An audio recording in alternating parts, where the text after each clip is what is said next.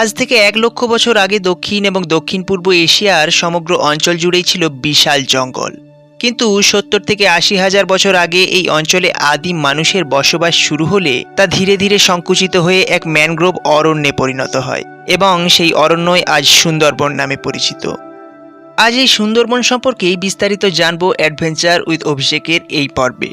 আর আপনি যদি আমাদের চ্যানেলটিতে প্রথমবার ভিজিট করেন তাহলে ভিডিওটি লাইক করে চ্যানেলটি সাবস্ক্রাইব করুন এবং অজানাকে জানতে আমাদের ভিডিওগুলি নিয়মিত দেখুন। সুন্দরবন, যার অর্থ সুন্দর জঙ্গল বা সুন্দর বনভূমি। অতীতে এই জায়গার নাম ছিল সমুদ্রবন বা চন্দ্রবান্দে, কিন্তু এই অঞ্চলে অসংখ্য সুন্দরী গাছ দেখতে পাওয়ার ফলে নামটি পরিবর্তন করে সুন্দরবন রাখা হয়। সমুদ্র উপকূলবর্তী নোনা পরিবেশের সবচেয়ে বড় ম্যানগ্রোভ অরণ্য হিসাবে সুপরিচিত সুন্দরবন বিশ্বের সর্ববৃহৎ অখণ্ড বনভূমি। ১০,০০০ বর্গ কিলোমিটার জুড়ে গড়ে ওঠা সুন্দরবনের ৬২% রয়েছে বাংলাদেশ এবং বাকি ৩৮% রয়েছে ভারতের অধীনে। সারা পৃথিবীর মধ্যে সর্ববৃহৎ ৩টি ম্যানগ্রোভ বনাঞ্চলের একটি এই সুন্দরবন। গঙ্গা অববাহিকায় অবস্থিত সুন্দরবনের বাস্তু সংস্থানও যথেষ্ট জটিল। দুই প্রতিবেশী দেশ ভারত এবং বাংলাদেশ জুড়ে বিস্তৃত সুন্দরবনের বৃহত্তম অংশটি অর্থাৎ ৬,০১৭ বর্গ কিলোমিটার রয়েছে বাংলাদেশের দক্ষিণ পশ্চিমে এবং বাকি ৩,৯০০ বর্গ কিলোমিটার ভারতের দক্ষিণ পূর্বে অবস্থিত।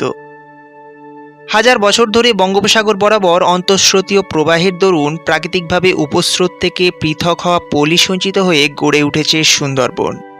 ভৌগোলিকভাবে এর গঠন বদ্বীপীয়, যার উপরিতলে রয়েছে অসংখ্য জলধারা এবং জলতলে ছড়িয়ে আছে মাটির দেওয়াল ও কাদা চর।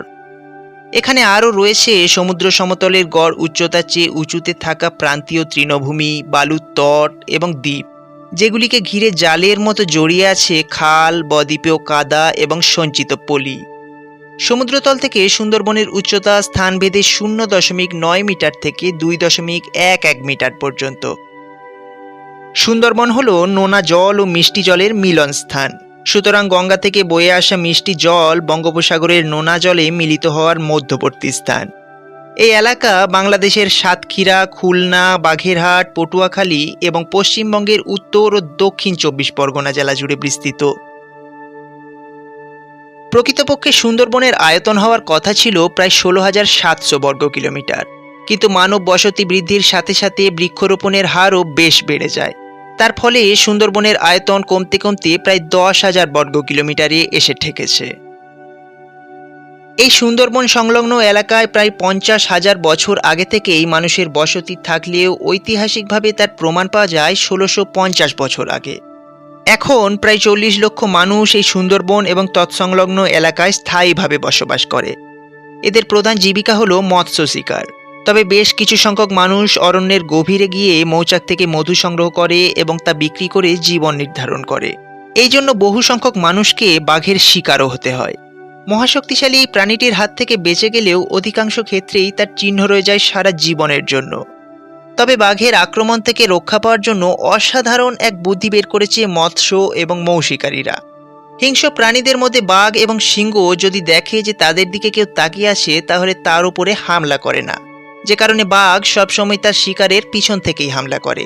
তাই আক্রমণের হাত থেকে বাঁচার জন্য মৎস্য এবং মৌ শিকারীরা মাথার পিছনে একটি মুখোশ বেঁধে রাখে, যা তাদেরকে আক্রমণের হাত থেকে অনেকাংশেই রক্ষা করে। সুন্দরবনের জীববৈচিত্র্য বেশ দৃষ্টিনন্দন।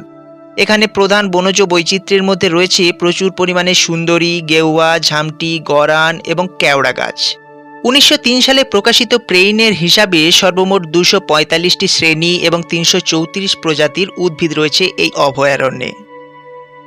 সুন্দরবনকে শ্রেণীবদ্ধ করা হয়েছে একটি আর্দ্র গ্রীষ্মমণ্ডলীয় বনভূমি হিসাবে, যা গড়ে উঠেছে সুগঠিত সৈকত এবং কেওড়া, সুন্দরী ও অন্যান্য সমুদ্র উপকূলবর্তী বৃক্ষপ্রধান বনাঞ্চলে।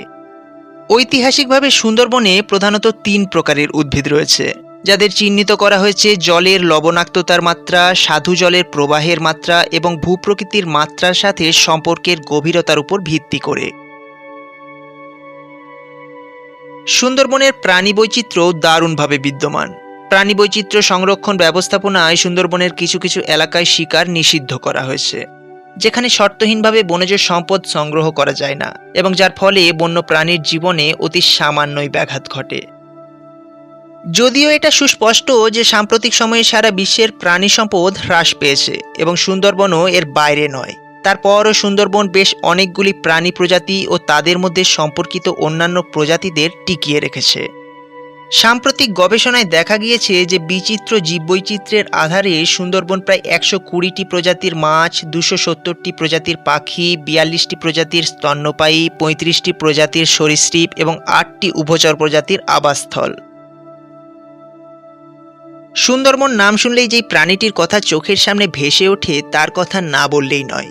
সুন্দরবনের সবচেয়ে উল্লেখিত প্রাণীটি হল রয়্যাল বেঙ্গল টাইগার, যা একদিকে ভারত এবং অন্যদিকে বাংলাদেশ উভয় দেশেরই জাতীয় পশু। কমলা হলদে রঙের ওপর কালো কালো ডোরাকাটা দাগের জন্য বিশ্বখ্যাত এই বাঘটি। এই প্রজাতির একটি পূর্ণবয়স্ক পুরুষ বাঘ 10 ফুট লম্বা এবং 200 থেকে 250 কিলো পর্যন্ত ওজনের হয়ে থাকে। বন্য শুয়োর, হরিণ, মোষ হল এই বাঘের প্রধান খাদ্য এবং ভারত বাংলাদেশ মিলিয়ে সুন্দরবনে মোট রয়্যাল বেঙ্গল টাইগারের সংখ্যা 1525টি। আশ্চর্যজনক বিষয় হলো অন্যান্য পশুদের তুলনায় এই রয়্যাল বেঙ্গল টাইগারের সংখ্যা খুবই আশঙ্কাজনক হারে কমতে শুরু করেছে। তার একমাত্র কারণ হলো সুন্দরবনের অতি চতুর বাঘ শিকারীরা। চিন্তার বিষয়, এভাবে চলতে থাকলে ধারণা করা যেতে পারে যে আগামী কয়েক বছরের মধ্যেই সুন্দরবন থেকে এই রয়্যাল বেঙ্গল টাইগার বিলুপ্ত হয়ে যাবে। তবে এই বিষয়টি রোধ করতে ভারত এবং বাংলাদেশ সরকার অতি তৎপর হয়ে উঠেছে। এই সুন্দরবন অভয়ারণ্যে রয়্যাল বেঙ্গল টাইগারের সাথে সাথে চিতল হরিণ, রেশাস বানর, কচ্ছপ, মোষ, কুমির, গিরগিটি, কেউটে সাপও বিশেষভাবে উল্লেখযোগ্য তালিকায় রয়েছে। পাখি বিষয়ক পর্যবেক্ষণ এবং গবেষণার ক্ষেত্রে পাখি বিজ্ঞানীদের জন্য সুন্দরবন এক স্বর্গ। এছাড়াও প্রাকৃতিক দুর্যোগ ও নানান কারণে বিলুপ্তির তালিকাতেও রয়েছে বহু প্রাণী, যেগুলি হলো বুনো মোষ, ছোট ও বড় শিংয়ের গন্ডার, চিতাবাঘ এবং বিভিন্ন প্রজাতির পাখিও।